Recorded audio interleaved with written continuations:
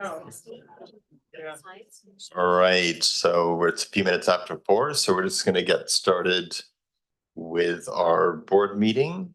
And welcome to people in the gallery. Just begin by acknowledging that today's meeting is taking place on the unceded traditional territories of the Comox First Nation. And as is our practice, we'll read out another of the calls of the 94 calls to action. Call to action 42, justice. We call upon the federal, provincial, and territorial governments to commit to the recognition and implementation of Aboriginal justice systems in a manner consistent with the Treaty and Aboriginal Rights of Aboriginal People, according to the Constitution Act of 1982, and with the United Nations Declaration on the Rights of Indigenous People, which was endorsed by Canada in November 2012. And first item of business is adoption of minutes from February 5th. Does anyone care to second that? Okay, seconded by McCollum. Anyone opposed? Seeing none, that passes. And we have 2 delegations today. The first is from BC Nature, and that's Andrew Banks and Kefra Beckett. And I'll just hand it over to staff to introduce them and take the microphone. Thanks, Mr. Chair. And I see that Andrew Banks and Kefra Beckett, you're both online and you can hear us okay. So our delegations typically have 10 minutes to present, and then a question and answer period is available where the directors may be asking you questions. I think I'll just leave it at that. So Mr. Banks, I'll let you take it away, or Kefra. It's okay. I'll start. I want to say thank you. Thank you for having us, allowing us to present as delegation. For this presentation, we have a brief PowerPoint, and Kefra and I will both go through the PowerPoint, and after that we will have some time available for questions that you may have. So I'll pass the mic over to Kefra, please.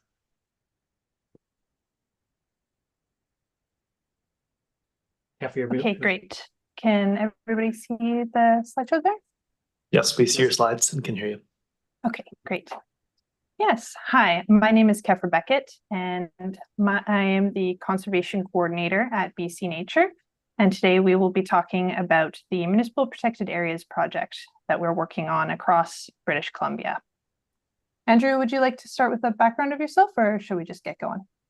We'll just get going, I think. Thank you. Okay, great. So both myself and Andrew are living in Vancouver, and we'd like to situate ourselves by acknowledging that our work is held on the Coast Salish territories of the Musqueam, Squamish, and Tsleil-Waututh nations. If you are unfamiliar with BC Nature, we are a federation of naturalist clubs across the province, and these are clubs made up of local community members that are passionate about their environment and taking part in conservation work. We have a lovely motto to know nature and keep it worth knowing. And from this mission stemmed the work where we are now joining the Municipal Protected Areas project.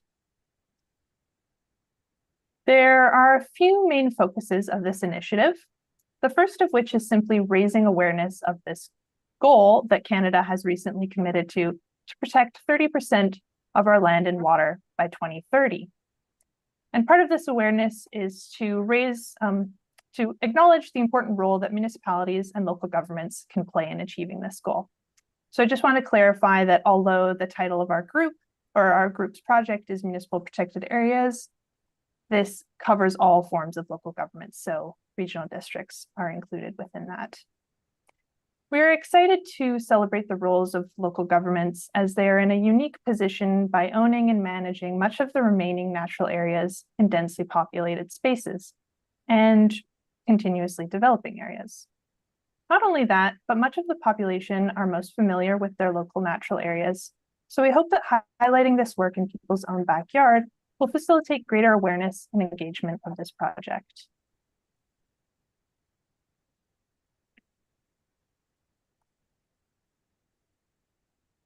So this project, the Municipal Protected Areas project, is a Canadian project. And BC Nature is partnered with Nature Canada, Ontario Nature, Wildlands League, and the Canadian Alliance of Land Trusts. This project is also financially supported by Environment and Climate Change Canada. Next slide, please. So, achieving Canada's biodiversity goals requires a comprehensive approach from all levels of government. The federal government is very much aware of how much land is protected at a federal level and also at a provincial level. But at a local government level, they are lacking the data. They don't have a good grasp of how much land is actually protected at a local government level. And through this project, they're seeking to discover that and to find out how much land is protected through local governments. And this will enable them to work towards this 30 by 30 goal. It's also recognized by the federal government that local governments' lands can be rich in biodiversity. And these rich biodiverse lands that are close to communities are very important to these communities, for reasons ranging from easy access to nature, playing a critical role to local adaptation to climate change. As such, local governments have a unique opportunity to contribute to Canada's 30 by 30 commitment. Next slide, please. So in our project to date, we have found that this project has been used to validate local governments' existing policies and approaches to biodiversity in their local government areas or in their municipalities. And they find that very, very important to them. It also helps local governments to assist with a national commitment at a local level. It helps provide recognition to communities and their efforts to help with conserving and protecting biodiversity. And also helps very much with engaging with local communities, local groups, local BC nature groups in protecting their environments. And finally, when you document what you have, that's what this project does, it documents what you have for protected areas, you're always in a better position to seek funding as funding becomes available. Next slide. Okay, so now we're going to think about what kinds of lands are we actually looking for to track this 30 by 30 goal. So all of the areas are being entered into a federal database called CPCAD. And this database is to track how far along Canada is in reaching this goal so that we have a sense of what more needs to be done. And the main criteria for a space to be entered into this database follow these four main things. It needs to have clear geographical boundaries. It needs to achieve in situ conservation. So there needs to be a high value of the biodiversity in these spaces. And there needs to be some sort of mechanism in place that prohibits actions that are incompatible with conservation. So this might look like a conservation covenant or some type of park use bylaw that shows what is and isn't allowed to take place in spaces. And finally, it is that the space is intended to be protected forever. So I've just kind of gone over the general criteria for the spaces that we are looking for to enter into the database. But generally, the process of assessing lands and documenting how they meet these criteria can take a bit longer. And so the main point of what we are offering to local governments is to undertake that assessment process, as well as helping register these lands with the federal government to ease any type of strain on capacity from local government staff. At the same time, we're also happy to engage local club members to not only promote and generate excitement for the work, but also bring in some additional information that they may have, such as monitoring data for the biodiversity values of these lands. So we have been working with staff so far a little bit in the CVRD for this work and done some broad strokes of assessments. And we've come up with some initial outcomes that we've found that a majority of the parks that we've reviewed so far do meet these criteria. However, there are some questions related to tenure and leases that do need to be determined before we know for sure if all of them will be able to be entered. As you can see, we have looked so far at conservation parks and nature parks, but have not yet looked at community parks or greenways. So the outcomes of those categories are still unknown. And that is the summary of the project and work to date. Happy to answer any questions that you may have. All right, thank you so much. We've got a question lined up here. It's from Director Arbor. Yeah, thanks, Chair, and thanks for the presentation.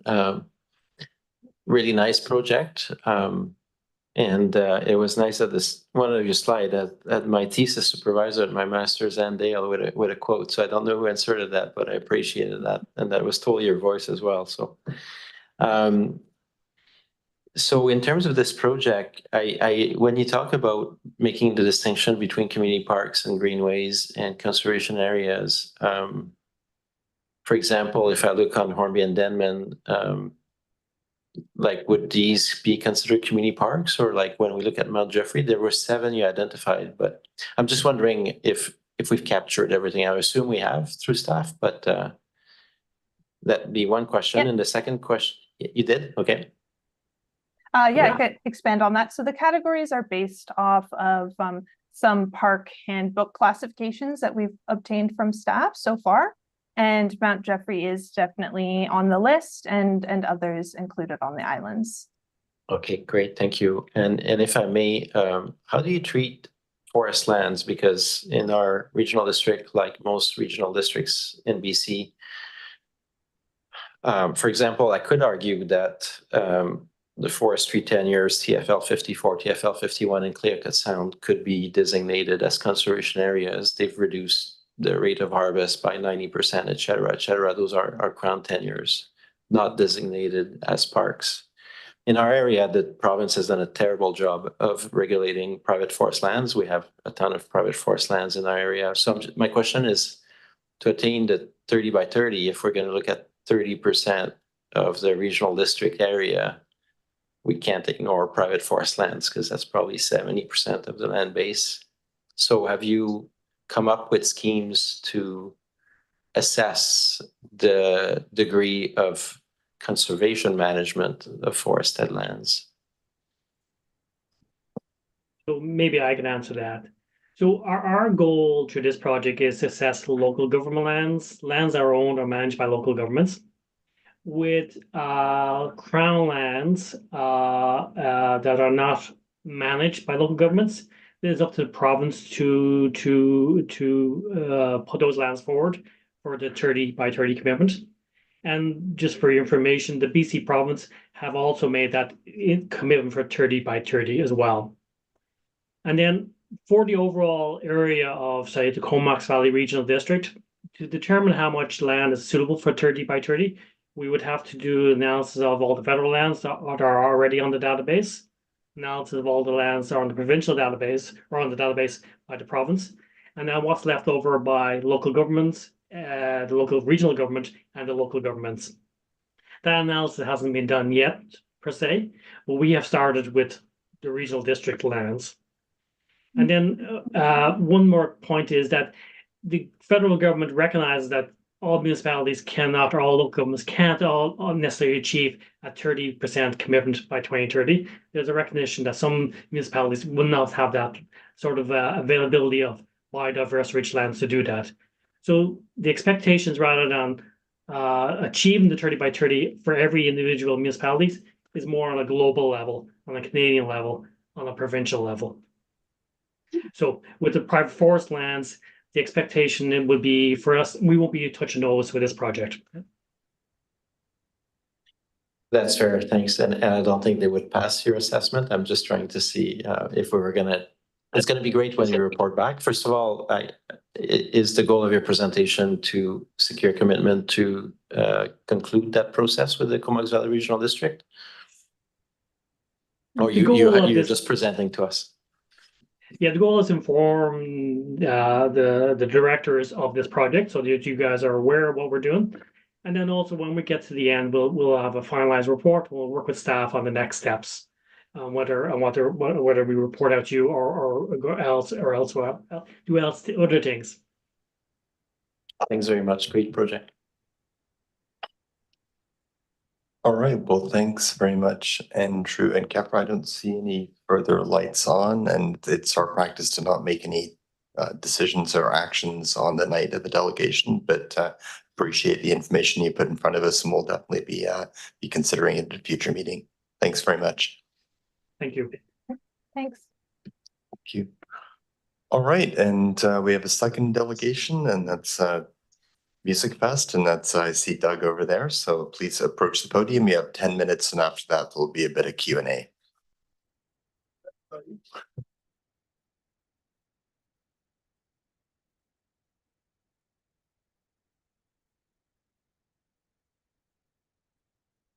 Hello, there I am.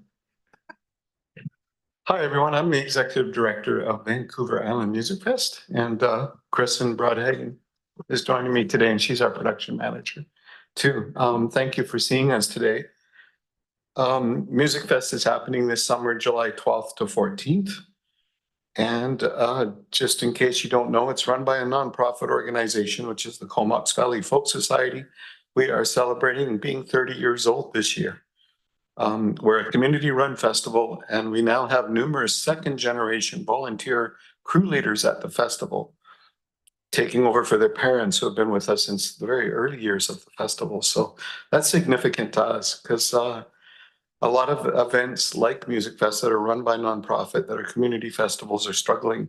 We still have no trouble at all maintaining our 1,200 some volunteers and our community sponsors. We're also seeing an exciting influx of new resident families joining us as volunteers and patrons of the festival. We fill most of the hotels, campgrounds, and Airbnbs on our weekend, clearly demonstrating we bring many new people to visit our festival, our island, and our province. Economic studies by the Winnipeg, Edmonton, and Calgary Folk Festivals have shown that for every dollar spent on producing an event in a community, $4 to $5 comes back to the host community. So we have an annual operating budget of approximately $1.4 million for the festival. This means we bring in a very conservative estimate of approximately $5.6 million a year to the Comox Valley. This doesn't include the close to $500,000 we spend locally every year on producing the festival. Over 30 years, at an average of $4 million a year, this means we've brought approximately $130 million into the Comox Valley. So our economic impact on the valley is fairly significant. We have roughly 1,200 volunteers and 150 community sponsors a year, making us historically the largest community cultural event in the Comox Valley every year.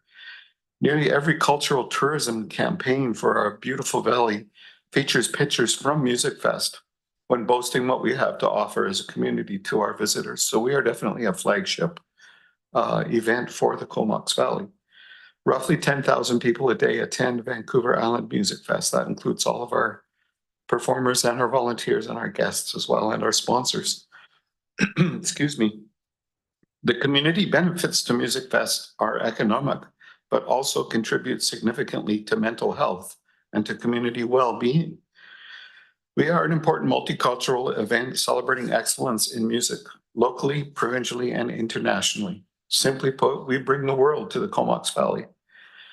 We're here to request your partnership in supplying public transportation to and from the festival. The benefits of this would be equitable transportation that promotes the use of public transportation to those who may not currently use it in the Comox Valley. It would also allow accessibility to those in the valley who already use public transportation as their main source of transport to and from our event. For safety reasons, and this is important to us, it would cut down on the road congestion that happens along Headquarters Road, making things safer for our patrons who ride bikes, who are on foot, and who are driving to and from the festival. I think we're the only event that gets the entire Headquarters Road gets blocked off. I don't know if you've noticed that at our festival, but it has caused us concern in the past and has caused accidents as well in the past. So for most of the larger events that happen at the fairgrounds, you'll see traffic parked all along both sides of the road, completely full. For us, it's blocked off and it creates a bottleneck and closes off that road. And there's still the usual truck transportation as well that goes to and from the festival, but through the Comox Valley as well during our weekend. The other benefit is that we're proud of our community leadership in the green approach that we take to the festival. And this would reduce our carbon footprint significantly if we could encourage more people to come to the festival on the bus instead of driving their cars there. We do have significant bicycle traffic as well, and we have a whole crew of volunteers that run a bike lockup for the festival. So we're continuing to push that. Festival hours for public transportation our festival hours are basically noon to 1 a.m. on Friday, 9 a.m. to 1 a.m. on Saturday, 9 a.m. to midnight on Sunday, with most of the traffic being when the festival opens and when it closes every night. Although we would love it if this was a free service, our patrons are used to paying $5 each way for a shuttle to run them from central locations in Comox and Courtenay. It would be nice if we could do this from Cumberland as well. Children 12 and under have always been free, and I'll let Creslin address the previous service and why we can't do that anymore. We'd be willing to discuss a full cost recovery plan for this service with you. So we're not asking for it for free. If users' fees don't cover costs, Music Fest could look at covering some of those costs as well. We feel the main thing is to get a mutually beneficial partnership going between transit and the festival. We would also be happy to launch an extensive campaign in this regard, pushing transit to our patrons at the festival and beyond. We have a mailing list of approximately 40,000 people. And through our advertising campaigns with our posters and all our social media and everything, we feel that we could benefit transit quite a bit just by simply helping get the word out there and showing the willingness to have this kind of a partnership with a community run event. That's about all I have to say. Thank you for listening. All right, thanks, Doug. And I'll open it up to questions. Good morning, Director Grieve. Good. Thanks, Chair. Thanks, Doug. You mentioned the shuttle, which is, a park and ride kind of a scenario. And I think that's pretty what we do for the air show as well, don't we? We run a shuttle. I know we have Mike Zabarski here to correct me if I'm wrong on that. So, and you're talking about a shuttle, which probably was a private company running a shuttle, say between the Driftwood Mall parking lot or something like that at the time. Yeah, I'll let Crescent answer that. She's the one who arranged it all. So pre-2020, we had Destiny River from Campbell River who came on as a sponsor, and they would run people from the Driftwood Mall to the site with one bus and another bus from used to be QF in Comox as our location and then to the site. And they just go back and forth every half hour from each area. And then when we came back in 2022, they were no longer in business. And so we partnered with First Student, but they are not a sponsor. So they require payment. Their drivers cannot accept money. It's part of their legal sort of legislation in their thing. And so we've had to find user groups that can come on and collect money. And then the user group gets 25% and First Student gets 75%. And so that's been a challenge getting user groups. So if we don't have a user group on, then people get on the bus and they don't have to pay because there's nobody there to collect. So it's been an interesting journey to try and meet costs. So we've ended up with quite an expense there. With Destiny River, they always found that the ridership paid for all their fees, but they could collect money. So that's why we're sort of branching out and trying to find another way to make it work for our patrons and for us. So, Crescent, are you thinking about sort of repeating that park and ride scenario? Or are you thinking about just a scheduled bus route, which, we don't really have very much one out there.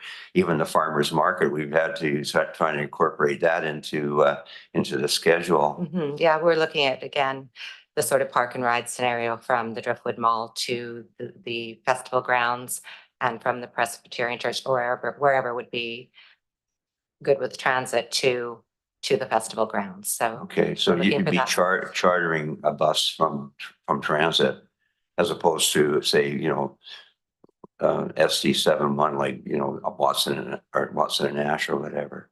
That sort of a scenario. I guess we could look at something like that. We're hoping to partner with transit and have our riders pay, the fee and then try and come up with something that would be feasible for transit. Because Mike's here, our manager of transit, and I think that this would take probably a referral back to staff to look into possible scenarios on how to make it happen. Because it wouldn't be like, say, Canada Day or Nautical Days where we just have the buses run free for a day. We still do that, correct? We're still doing that for three events a year. So it's Cumberland, Courtney, and Comox's big days, right? So, I mean, it's an interesting concept. So, and we don't usually make decisions when we're actually having a presentation. We usually deliberate and come back to the next meeting. But Absolutely. I'd be putting forward a motion to refer to staff for more discussion. That's what we're hoping for. Yeah. I'd also just like to add one more thing, if I could, is that the legitimacy to us of working with transit and working with the CDRD is something that would really mean a lot to the festival, to the community, and to our other funders. Our provincial and federal funders are always looking for ways that we're dealing with local funders. This would be considered a partnership in that way. So there's other reasons that we're asking for this as well. We want to be recognized as a legitimate Comox Valley community run event, and being able to say we're involved in transit would help a lot with that as well, just with the appearance of that. So that's a really helpful. Thank you both very much for bringing this forward. It's a really helpful additional piece to add, that credibility piece that comes with partnerships. Director Brown, you had your hand up earlier. Did you still want to ask a question? And then we'll go to Director Wells. No, thanks. I got my answer from Crestland. Thanks. Perfect. Okay, thanks. And then alternate Director Wells. Thank you, Chair, and thanks so much for the presentation. I think I have just really one question, and you may have covered this and I may have missed it, but I know you talked about the volunteers that you have, but and that this is something that obviously brings people from other communities to our community and that park and ride side. But even just if you had the statistics of how many people go to the festival that actually live here in the valley, and so. And just from that comment of, like, how we could train those people to yes, use. it's about 70% local. So that's 7,000.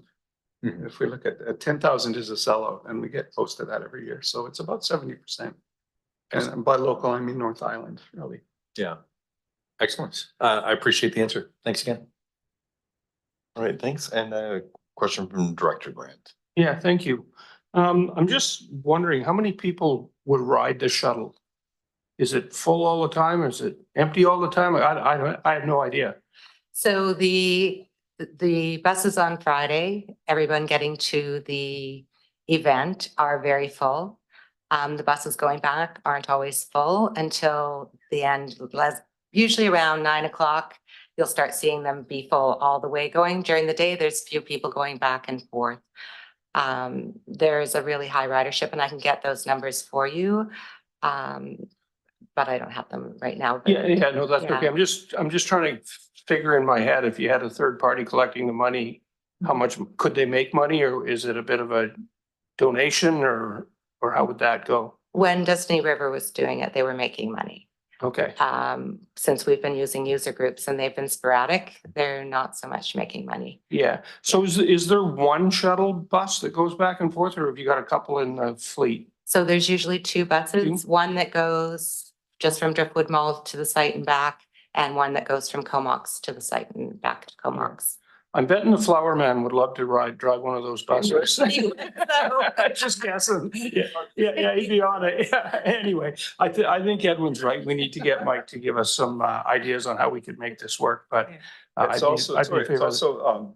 at night when we shut the festival down, there's more than one vehicle running, right? They're running 2 or 3 different. Well, we have in the Shuttles past, in we the had in the past. past when we had Destiny River, but with for student, we only have the one bus from each. Right. Yeah, so okay. they're going until everybody's gone. Yeah, I got you. And Okay. their buses are smaller, I think. Yeah. Thank you. Thank you. All right, and not seeing any other questions. I think you got a warm reception here. And as I said, we don't make decisions on the night, but I think we've got some useful information and sounds like people have plans for a response in the Thank future. you. Yeah, we're announcing 2 of our headliners at 6 o'clock, so keep your eyes open. All right, thanks so much. Thanks, guys. Appreciate it.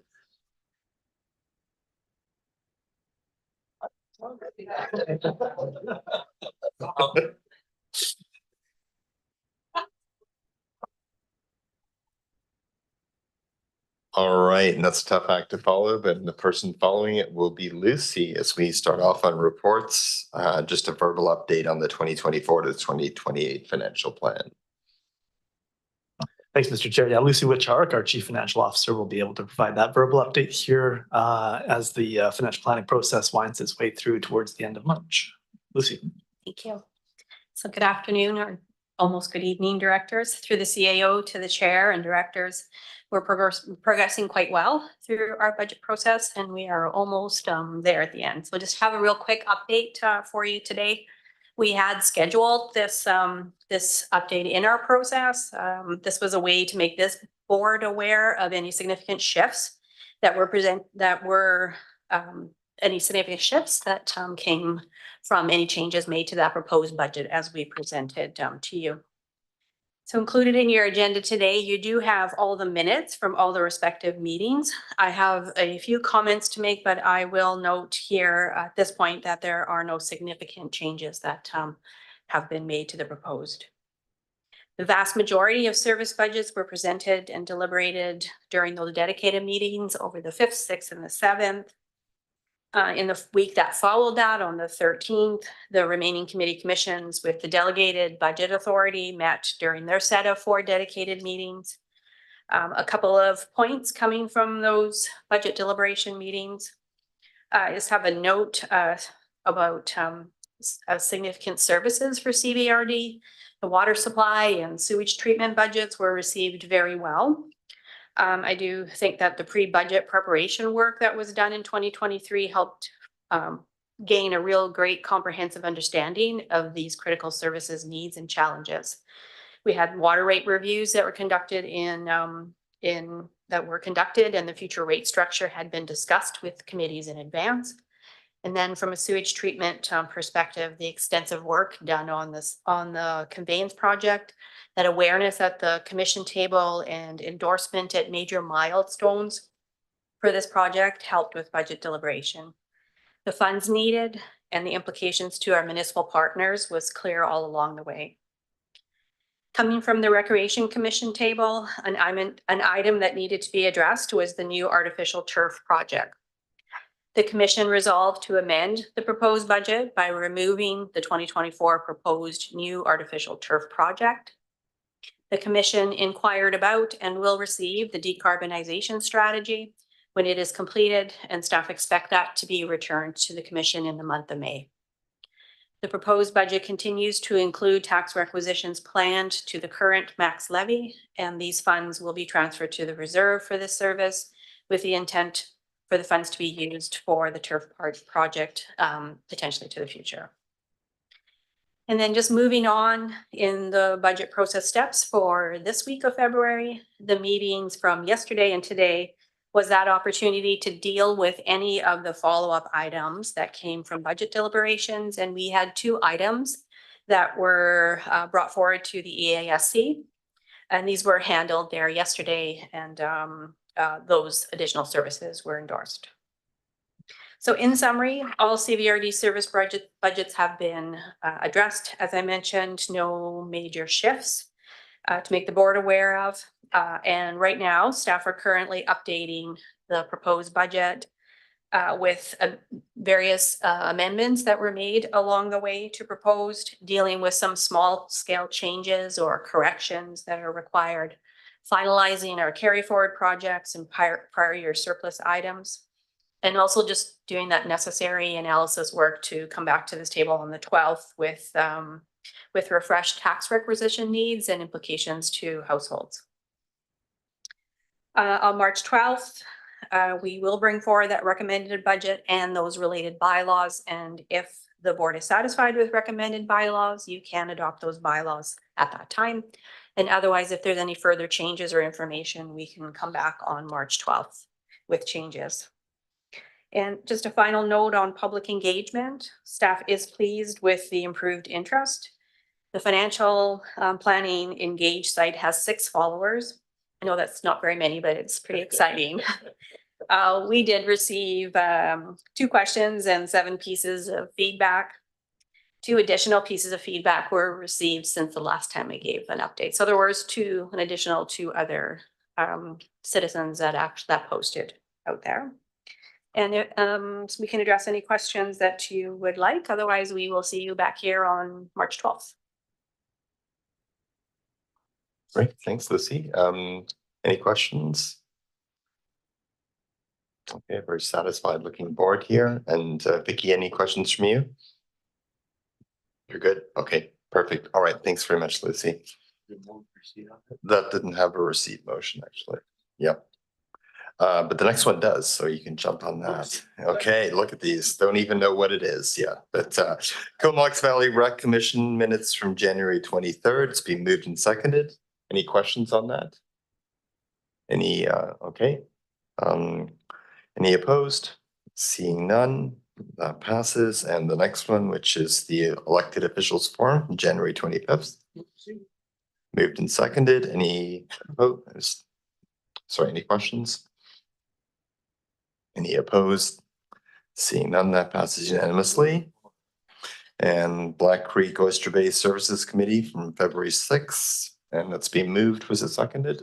Seconded now. And any opposed? Seeing none. Now the ESC from February 6th, 2024. Okay, any questions on that? Any opposed? Okay, that passes. And ESC committee February 7th, 2024 for receipt. Moved and seconded. Thank you very much. Any questions? Anyone opposed? That passes. Rec commission for February 13th.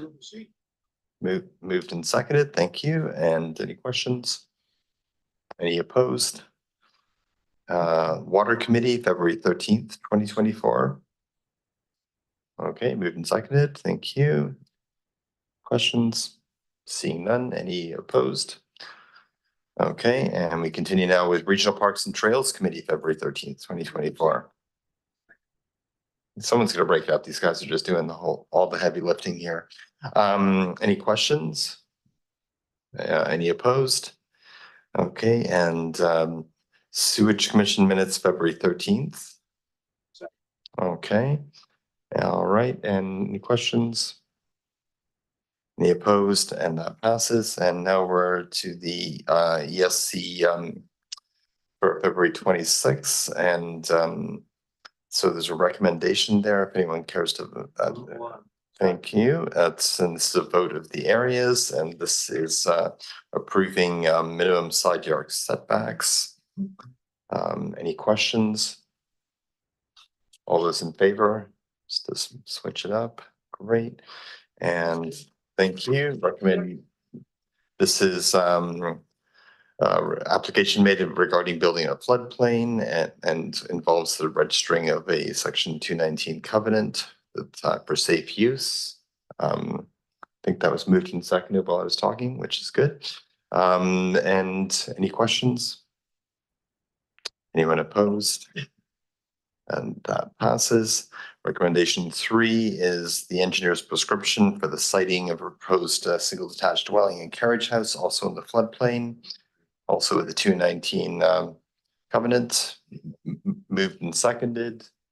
And any questions? All those in favor, let's vote of the areas A, B, and C. Director Grieve, yeah, I bet you're in favor. You're just not paying attention. Thank you. Great. And next we get on to something which is less pro forma, and that's a funding request from the Comox Valley Food Policy Council. Thank you. And someone second that? Second. Okay, then there's a report that goes with that, and I'll pass it over to staff. Thanks, Mr. Chair. Jake Martins, our General Manager of Corporate Services, will introduce this report, be available for any questions. Jake. Thank you, James, and through the chair. Yes, this brief report introduces a request that's come forward from the Lush Valley Food Action Society, requesting funding support for the coordination and administration of the Comox Valley Food Policy Council. The board will recall that in both 2022 and 2023, one-time regional grants have been provided in that amount to the society for such administration of the council. In the recognition of the variety of this request and others and the lack of a suitable service, the board had initiated an investigation into a regional social development grant service. The most recent touch point on this, the board will call, is directing staff to seek feedback from each of the jurisdictions within the regional districts around their interest in such a service. As we've been waiting on one final response, staff have not brought that report forward yet. But given the time that's elapsed and the interest that's here again, we're certainly going to bring that forward in the short term. Ms. Prado, who serves as the executive director of the society and as the coordinator of the Food Policy Council, I understand is online should the board have any questions. But with that, Mr. Chair, I'm pleased to answer any questions. All right, thanks very much. Any questions for Jake or for Ms. Prado? I see Director Kerr. Thanks, Chair. Yeah, question for staff. So just so I'm totally clear about this, we're going to vote on another one-time funding, and then there should be a process to look at ongoing funding for this service or for this activity going forward. So through the chair, yeah, the board may consider providing another one-time grant to this organization for this purpose. The service itself that the board is considering, I don't want to specify that it would be specific to this request that's before you, but certainly that is been contemplated around one of the potentials for a social development grant service. So I just don't want to commit that that will be absolutely part of it. Thanks, Jake. And Director Grieve. Yes, thank you, Mr. Chair. So the Food Policy Council, is it a registered nonprofit? My understanding is no. So the Lush Valley Food Action Society serves as the entity that the grant funds would go to, and the Food Policy Council is just a body created by the society. Okay, because if it was, we could probably support it, at least from the electoral areas, from our position. We could do it with our community grants. Through the chair, yes, that is correct. And we've in past reports alluded to the alternative approach to this, should a regional service not be supported, would be to for the electoral areas to consider a grant to it, and then for the municipalities to consider through other grant and aid or other processes that they may have available. All right, thanks, Jake. And just, I guess, a reminder to whoever that jurisdiction is who hasn't got back to us on this service, please do. And now we'll take it to Director Morin. Thank you, Chair. I do have a question for Marita around the funds that are received for the Food Policy Council. I know that leveraging is one of the skills of this body, and I'm just wondering, having these. Oh, okay. Having these funds, does it assist in leveraging other funds? I guess is one of my questions, and then I have a comment after that. Yeah, thank you for your question. One of the challenges with using, I would say that what we're able to do at Lush Valley is bring some in-kind support because the 20 grand doesn't cover all of the costs that we incur. So we are able to provide some in-kind support through some of the other funding that Lush Valley does receive through the island being recognized as an island food hub through Island Health. Unfortunately, because of the regional nature of this funding, we've found it difficult to leverage through other grantors because often they see this as being really specialized funding for the regional district, which is why we've continued to come back to the regional district and ask for support because it has been difficult to leverage, I think, based on just the regional nature of the council and how specific it is to the district. But we are able to, Lush Valley is able to provide a bit more support through some of the funding from Island Health, although it's not a lot. It does allow for a bit more of an in-kind support. Right. Thank you. Just another follow-up. So other food policy I'm going to get to a comment as well, but other food policy councils in other areas, how are they funded primarily? Is there any comparisons that you could give to provide a bit more info on that? Yeah, so they're each are different. Usually there is funding provided either through municipalities or regional districts. There is in the Kootenays, there's a I think it's called the Basin Trust or something, and there is some funding that comes to their food policy council through that body, that foundation. There's also additional funding that come to like one of the other food policy councils through the regional district to do specific work around, let's say, implementation of their agriculture area plan or their food action plan. So they're able to provide larger chunks of funding to have their food policy do implementation work that ensures that policies that are created are, implemented or actioned. So that's a larger commitment through regional districts to food policy council. So I do have one such MOU that I've received recently, just to kind of in sharing information from other regions. That's in the Sea to Sky region. That's great. And can I just make a comment, Chair? Yeah, I just wanted to, I'm sure everyone's read all the correspondence, but the Food Policy Council, I think it is a bit more to wrap your head around, because it's not a nonprofit that it's around policy. So it's not necessarily where we are seeing with the Food Policy Council the work, but it is a different kind of animal, I guess. But I just wanted to note that in the correspondence, the priorities are very aligned with some of the regional priorities around emergency planning and climate action, climate change mitigation. Water is another issue of water for agriculture and the ag plan and some of the other things that are in the report. So I think sometimes it's a bit hard to figure out why it's a good fit, but hopefully everyone read the information. And yeah, I'll pass it on. Thanks. Great, thanks, Director Morin. And I see Director Grieve. So sorry to go back on this. So basically the Food Policy Council is ad hoc. So the money is going to Lush Valley, correct?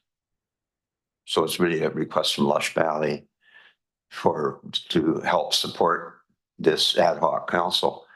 So really, we talk about social planning function in the Comox Valley, and that's something we're going to be visiting very soon. But some of the things that have been brought up, it also aligns very well with the ag plan and the possibility of a designated agricultural service being established in the Comox Valley, which is something I've been advocating for quite a while.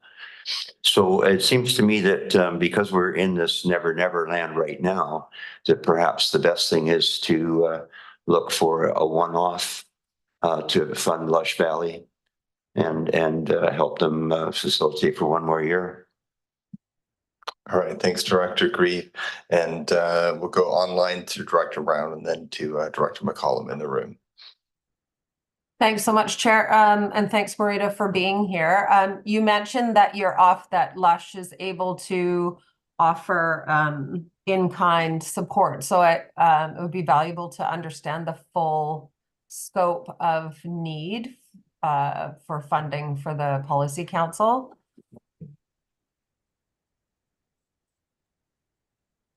Sure, sorry, and that's a question directed at me. Sorry, that's a question for you, yes. Yeah, so I think it's a good question. We have noticed the need for some additional admin support to make sure that, because what happens is we have been doing this since 2019. So having a repository of all of the information that we've gathered and all of the meeting minutes and all of those things since we have started, we have hired somebody else to just kind of really help make sure that we're organized with all of that information. So the actual costs is closer to 30,000 a year. And then when we add on special projects that we might be doing that are kind of above and beyond the just, making sure that we're having our monthly meeting and we're doing action items between those meetings and we're keeping the group organized and engaged. And, sometimes there's food at those meetings. So then when we get into doing additional special projects, there may be some additional costs there. So there was 1 year where the regional district provided like 25,000 just to support a little bit of additional project costs. But it's about 30,000 the cost to the organization. Okay, that's good for us to know for future. I agree with Director Grieve that the one-time offer is a good idea now to get us through to the when we have a service or if we have a service. And just to reiterate the value of this policy table, it just is for us in Cumberland doing our OCP right now, we would have no mechanism to do good food policy inclusion in our OCP without that table. So that's just one example of the value that they're bringing to the valley as a whole, and much appreciated. And also just wanted to thank staff for getting this together in such a quick turnaround. And to Marita for getting the application in so quickly. And Marita, Vicky, I just wanted to just a comment that we have a number of experts that, it's a venue that brings together experts across the food system that are volunteering their time to be at that table and providing their expertise. So there is that sort of additional in-kind value of really high caliber experts in food systems and policy that are coming and joining and bringing that with them. So there's an added value there. Thanks very much, Marita, and we'll go in the room to Director McCollum. Thanks, Chair, and thanks, Marita, for making yourself available tonight. Yeah, I would certainly agree with Director Brown's comments that it is really valuable for local government when we're doing policy work to be able to engage with a group in that way. And certainly if we were trying to create that level of specific engagement in-house, it would be incredibly inefficient and likely cost easily what the ask is to have this as an ongoing a policy council that comes together and does other work outside of local government, in addition to how we benefit as local political decision makers. I had 2 questions for you. One is how frequently is the council currently convening meetings, like approximately in a year? How many times does a group gather? So we have a monthly meeting of the whole, and then we also have 2 subcommittee meetings. So we have 2 active subcommittees. We have a school food subcommittee and a municipal policy subcommittee. So 3 times 12. So we're meeting, 3 times a month. And then there are some smaller project groups that, such as groups working on local food procurement, or, other maybe certain specific OCPs or writing letters. So there's also convening of the groups to get specific smaller action items or projects done in between those 3 monthly meetings. Yeah, wow, that's a lot more than I thought. That's quite a few meetings to coordinate in a year for what the ask is. And then my other question was just around, I did in looking at this request and in advance of the meeting, just, you know, kind of looked around it. Other food policy councils around BC and seeing where their support and funding came from. And I did see kind of various foundations, you know, referred to, like the Real Estate Foundation, Vancouver Foundation is a big one.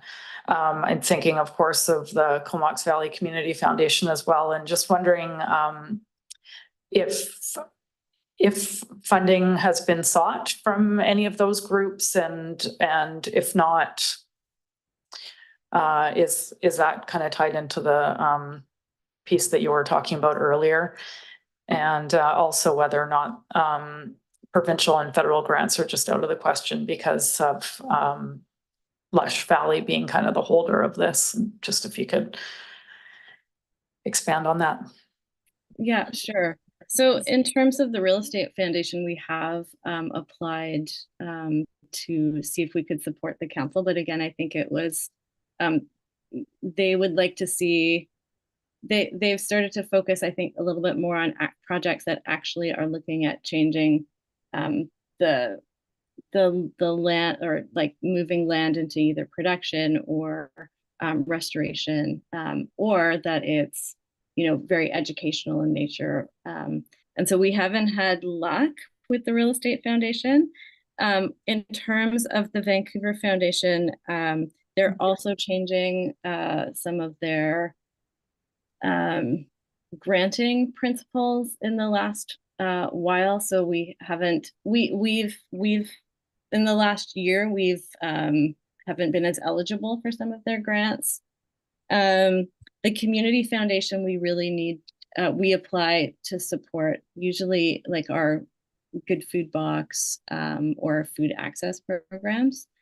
So that is one consideration, is that if Lush, you know, applies for food access through the Community Foundation, then we can't apply for another program. So we've really had to rely on that funding for food access programming. Yeah, but what I heard from the Real Estate Foundation was more about, yeah, scope, wanting it to be, I mean, there is an argument to be made about replication of our Food Policy Council, because we have had about 5 other regional districts reach out and ask us about our model. And so that might be another area, you know, if we could find a grant. But the truth with grant revenues right now is that we're just seeing more competition and less awarding across the board. So it's, yeah, it's been a bit of a hard nut to crack. The context is useful though, so thanks for providing that answer. Okay, and Director Morin, yet a follow-up. Thanks. Yeah, I just wanted to provide some clarification because it's a good opportunity. I know Director Grieve had said that the money's going to Lush Valley, and I get what you mean, because they're the fiscal, in essence, they're the fiscal host for the money. But I'm bringing it up because there has been a lot of confusion in the past about you know, that the Food Policy Council is Lush. And I mean, I even had someone say that I was on the board of directors for Lush because I'm on the Food Policy Council. So I just really want to make sure that we keep it. It's difficult because Marita's wearing 2 hats, but they are separate and unique. And the Food Policy Council has, as Marita mentioned, people who have worked nationally. We've got nutritionists, we've got reps from both farmers institutes, lots of people, lots of diversity on that council. So I just wanted to make sure that we didn't feed that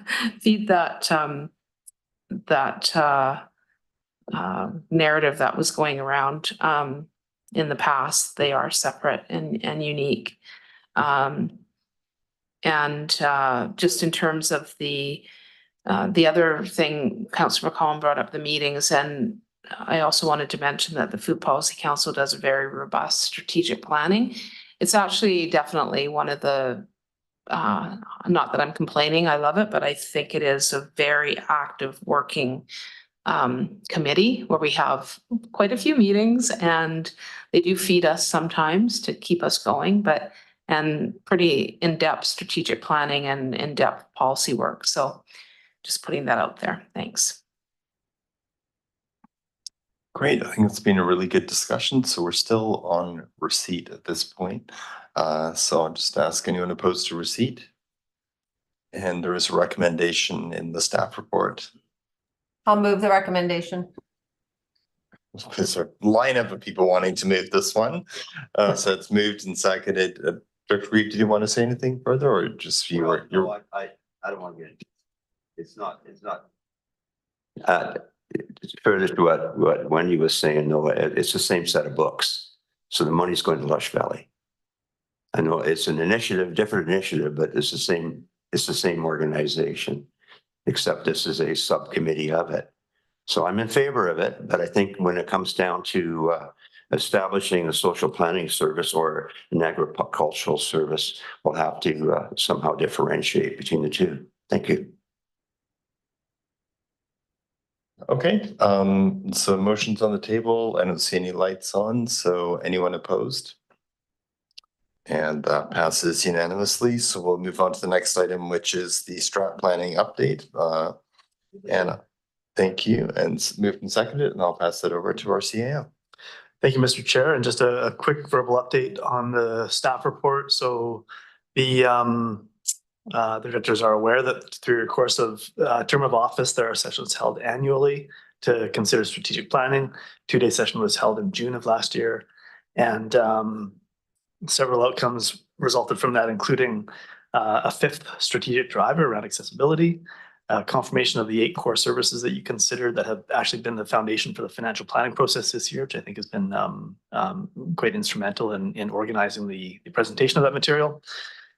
On a regular basis, we are updating the key initiatives, and most recently that was in December of last year. We will do so again before the May 30th strategic planning session. Alison Hapkirk will be facilitating that session.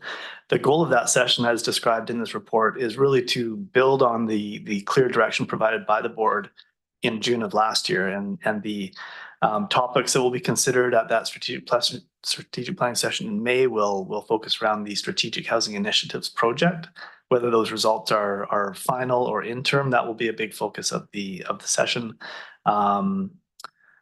as well as consideration for integrating CVRD roles in housing, which are to be determined based in part on results of the work that's underway, but also utilizing the 2 current functions the CVRD has in its wheelhouse, being functions 450 and 451. There was also some discussion around exploration of an alternative service delivery model for transit, and staff have discussed with BC Transit what that presentation might look like, and there is a plan in place to make that presentation to the board in the coming months, and so that wouldn't be part of the strategic planning day, but certainly would be a session for the board to receive some information and have some dialogue around transit. As well, we're looking for an electoral area specific discussion on strategic initiatives. I know that's important for the EASC to have a dedicated focus and attention, and we would propose that date be held in June. We'd be building on some of those initiatives the board has and the electoral area directors have already put forward through their strategic planning processes, and that could include consideration of the septic regulation education program, the watershed stewardship service, improving the dialogue and relationship with Ministry of Transportation, and furthering the work around the community parks and greenway strategic plan. And then lastly, the board has endorsed an advocacy strategy from 2023, and we would look to present an update to that strategy for 2024. It will focus in around board interests, including housing, the climate crisis response, and active transportation, as well as the most recent board supported resolution relating to extreme weather response shelter system. The board approved that resolution late last month. So if you have any questions or comments on the staff report, that's the nature of it. No requests for action at this point in time, but just keeping the board current on the strategic planning approach. Okay, so this is for receipt. Are there any questions on James' update here? Okay, looks like things are moving along smoothly. Anyone opposed to receipt? And that passes unanimously. And next is the Climate Action Strategy Elected Officials Forum summary. And I will pass that also back to our CEO. Thanks. And just a very quick verbal update on this one. The minutes from January 25th were received earlier on this agenda. But attached to this particular staff report is the summary document from that elected officials forum in January. And we do have staff here who could respond to any questions that might come up from that presentation, but simply for receipt at this time, Mr. Chair. Okay, and it is for receipt, so we will need ourselves a motion. Moved and seconded. I see staff waiting there for people to have questions. Anyway, say altogether a very successful and lively event. I think I spoke to people afterwards who really appreciated the way we're kicking off our climate action strategy. So, but I now see a question, so I'll start rambling. Yeah, not a question, just a comment. I did mention it to staff on the way out, that I thought it was really, really well organized, super interactive, kept us all awake and during the day with lots of great activities and discussions. So I just wanted to say that again. Thank you to staff for doing such a great job on that day. Thank you. I'll certainly second that, and I'll then pass it over to Alternate Director Wells. Thank you, Chair. And I just wanted to kind of explain my regrets that I wasn't able to attend. I was down in Nanaimo at their climate health conference down there, but you were there. You did a great job, and then zipped back for this one. It's just really great to see all the work that's being done right now around that. And unfortunately, I committed to Nick Chowdhury that I would be supporting him down there. But again, that really was great to read through the notes and stuff. So thanks. A lot of strong comments of support. Again, just for receipt here. So any opposed to receipt? And that passes unanimously. Okay, so now we move on to bylaws and resolutions for first, second, and third reading. So the first one we have is bylaw number 681. And I should have familiarized myself with what the content of this. Move first and second. It's a regional district building bylaw 681/2024, and it's been moved and seconded. Any comments on that? Any opposed? And that passes. And then third reading, moved, seconded. Any comments? Okay, and anyone opposed? Okay, number 2, this is bylaw number 18, Union Bay Water Tolls and Other Charges bylaw. Yeah, okay. It's amendment number 8, and it's been moved and seconded. Anyone wish to speak to that? All right, anyone opposed? And that passes. And now we're for third reading. Moved and seconded. This is for third reading. Anyone care to speak? Anyone opposed? And that passes unanimously. Next, bylaw number 792, Rural Comox Valley Zoning Bylaw number 520, amendment number 13 regarding a property on Forbidden Plateau Road. This is a vote of the. That's moved and seconded. It's a vote of the areas. Anyone opposed? Passes unanimously. And next, we're on to new business. And there's a letter from me for receipt, move and second it. And this came in response to a call that Alternate Director Wells and I were on with Island Health, talking about the installation of care kiosks in 3 hospitals on the island, including the Comox, the Campbell River Hospital and after hearing just how useful that had been, that it's situated just inside the emergency department and allows people without having to register an emergency to get harm reduction supplies like safe sex supplies, drug testing equipment, naloxone, and others. I think we both saw some value in that and asked Dr. Enns, who was on the call, what would be the best way of supporting an appeal for a similar kiosk in the Comox Valley campus of the hospital. And she suggested the letter that's referred to in my letter. And so I'd be interested in hearing the board's thoughts on that. And I believe that the city of Courtenay will also be sending a similar letter. And perhaps when we open up the speakers right now, then I'll ask alternate Director Wells if he just wants to speak about that.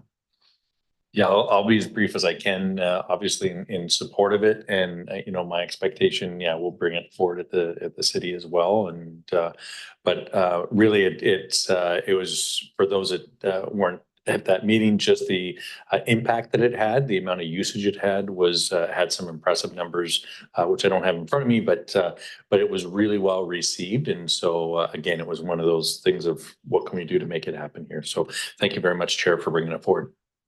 And this just reminded me that one of the advantages that was listed was, of course, it's available 24 hours a day because it's an emergency.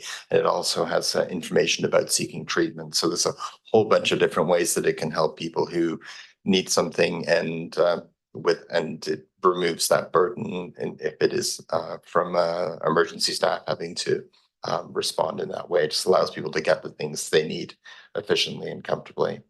And Director Morin. Chair. I just wanted to add, I'm obviously very supportive of this. I think it's great also to have something like this up in East Courtenay. We know that people experience needing these kind of supplies are throughout the region. So I think having something more readily available to people up in that area as well would be good. Thanks. Thanks. That's an excellent suggestion. I think we actually did talk about locations outside the hospital. And I think Dr. N said start with that and then we'll build out from there. But I think both sides of the river, if we could find good locations, would be optimal. All right. So, sorry, what? Yeah. All right. So it's just a motion for receipt. Any opposed? And that passes unanimously, and we're. Thank you. That's the recommendation. Okay, and all those in favor of the recommendation? Great, thank you very much. And we're moving through this so quickly. So long. Thank you very much. Yeah. So this is correspondence about the secondary suite incentive program and the fact that not all regional districts in the province were included in the initial rollout. And correspondence from the chair of the North Coast Regional District about that and asking us to sign on a request for all to be included. And see, I don't know if there's anything else you want to say about it beyond that. No, I think you covered it very well. It's that request, and then the requested action on the or the recommendation, I should say, on the agenda would include the Comox Valley Regional District's interests in that submission to the province. Okay, thanks very much, CEO and Director Grieve. I'm just wondering, is this a legislation where is contingent on the region supplying building services, building inspection services? Yeah, that's our understanding, is that the province was expecting or identifying those regional districts where the entirety of the regional district would be under the would have a building inspection service in place. So in other words, we wouldn't qualify. We were not identified in that first round of regional districts being named, presumably because of Hornby and Denman Island not having the building inspection service. However, I think the request of the Minister of Housing, as initiated here by North Coast RD, certainly has some validity, and I think it would be entirely appropriate to add our name to that letter. Advocacy, once again. Thank you. Absolutely. And Director McCollum. Yeah, I actually have some hesitation around this because it's specific to adding housing that's meant to address affordability away from where we perceive services to be. So we're advocating to the province to provide, incentive, subsidy, government support to add housing in rural areas where we don't, we don't have good transit services. And I think a lot of the new policy that has been rolling out very rapidly is that we're losing the thread on good community design. And I would prefer to see these programs focused in areas that line up with some of the other new legislation that's coming through, and keeping in mind that people need to be able to access services in addition to housing. And I think it actually could be quite problematic in many areas of our region if we were to add a bunch of secondary suites outside of municipal boundaries. So I actually do have some hesitation with signing off on this. And I think that the way that they rolled this program out was correct in my mind. So I won't be supporting the motion if it's moved. Thanks. Thank you. Director Grieve. Just so Director McCollum knows that we already support secondary suites on all lots in the regional district. And things like servicing is handled by people like Island Health and other provincial jurisdictions. All right, not seeing any further lights on. We're on receipt at this point. Any opposed to receipt? Okay, and that passed unanimously, and there's a recommendation. That's been moved and seconded. Any comments?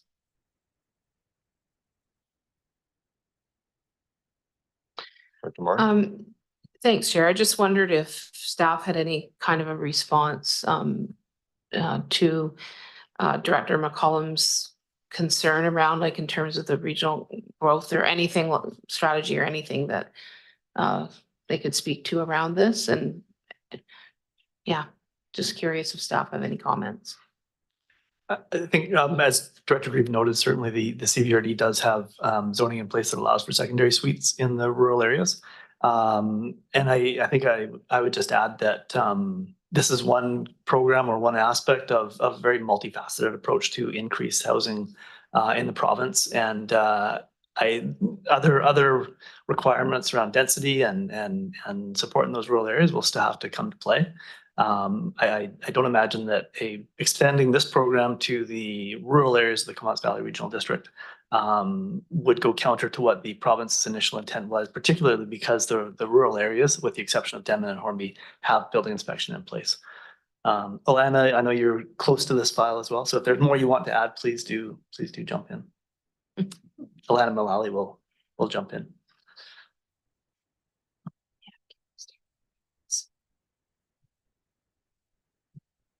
Thanks very much, James. Through the chair to the directors. Yeah, I agree with those comments. I think, as has been pointed out, we've enabled secondary suites in the rural area since at least 2005.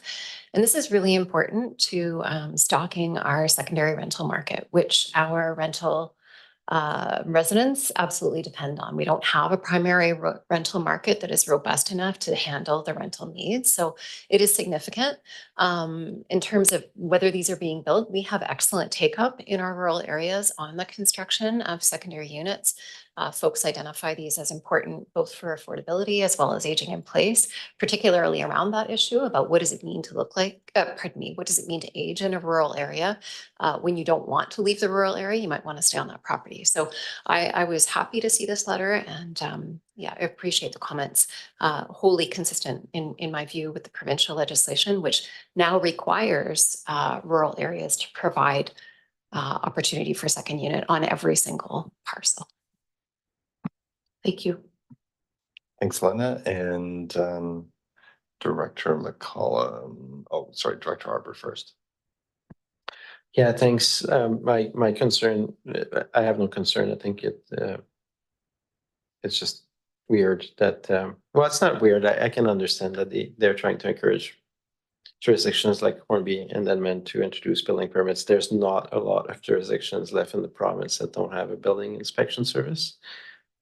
There's a lot of pride on the islands, but it was interesting when this came up to watch the Hornby and Denman community Facebook forums talk 200 comments on this in the threads about why are we being left out? And then even Laura Boucher and past trustee saying, well, we've made a conscious choice to not have building permit. It was really interesting discussion. But everybody recognizes that there's a need. Everybody has housing assessments, both in Metro Vancouver. Because if we look at just services, you could argue that maybe this program should just be for Metro Vancouver and ignore all other municipalities in BC. My second comment about this program is we're fighting over scratches here because this program is so small. You know, I calculated that if they attributed by per capita units, that was my comment on the Facebook forums on Hornby and Denman. Hornby and Denman would each get 0.3 of a unit. So it's a very small program. I think it's 3,000 or 4,000 subsidies that they're looking to unleash across the province. So I'm not convinced that the province is solving any issues with this particular program, but I'll save that for the MLAs. Thanks. All right, good piece of context there. And Director McCullough. Yeah, thanks for letting me speak a second time. Yeah, just to clarify, I don't take issue with rural properties being able to develop secondary suites, and I understand how the servicing of those properties work.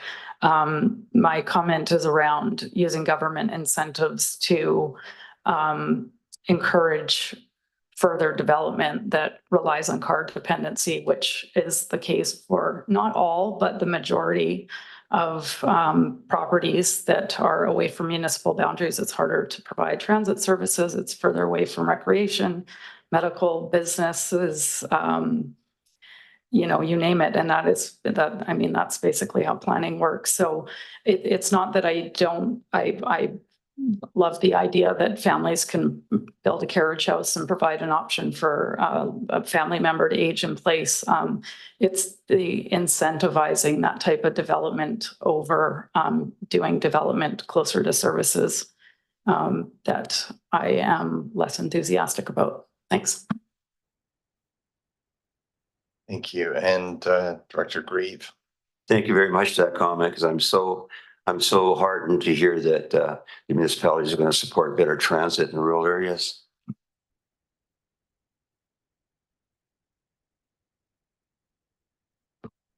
Okay, so I think we had a vigorous discussion on that. This is just for receipt at this point. So we'll dispense with the receipt. Anyone opposed? And I think no, sorry, we're on the recommendation. We're on. Yeah, sorry, I lost track for a second. So we are on the recommendation. It's been moved and seconded. Anyone opposed? Okay, and one opposed. All right, and that passes. And just termination. Moved and seconded. I'm sure no one's opposed. Thanks, everyone. Thank you, Mr. Chair. Thanks, everyone. Bye, Vicky. Thank you.